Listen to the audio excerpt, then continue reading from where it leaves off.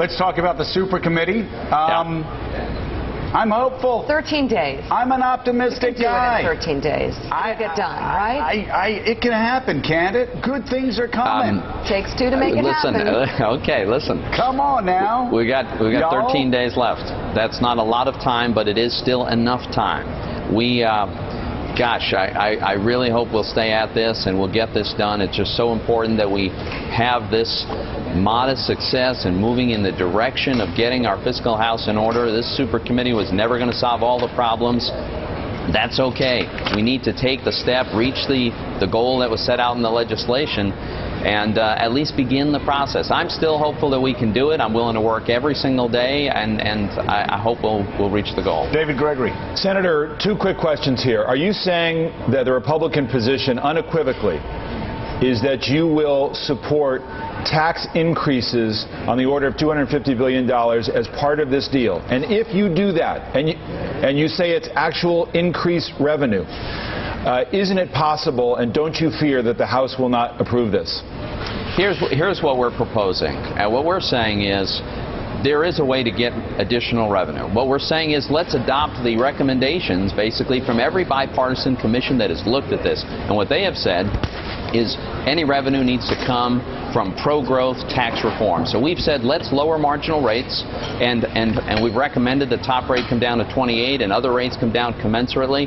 That's the ballpark of where the bipartisan commissions have come out on this. And then let's offset that lost revenue by reducing the size or the value of deductions that people could take. And for the very upper income brackets, we could reduce that by a little bit more than what it would take to get to revenue neutral, and in the process generate some revenue for deficit reduction. Look, that's not actually my first preference, but it's an indication of how much we want to find an agreement here, how much we want to begin this process of getting our debt under control. So you're saying unequivocally tax increases have to be part of this, but are you worried that as a result the House may not pass what you agreed to? Well, you know, I think the other thing we need to keep in mind is that this would be extremely pro-growth, and it would allow us to avoid the biggest tax increase in American history, which is coming at us in January of 2013. So instead of having that devastating tax increase come into the economy, I'd rather have a tax reform that would be pro-growth, would create jobs, would help to reduce the deficit, but most of the virtue of that would be the strong economic growth and job creation that would come from it. And this isn't just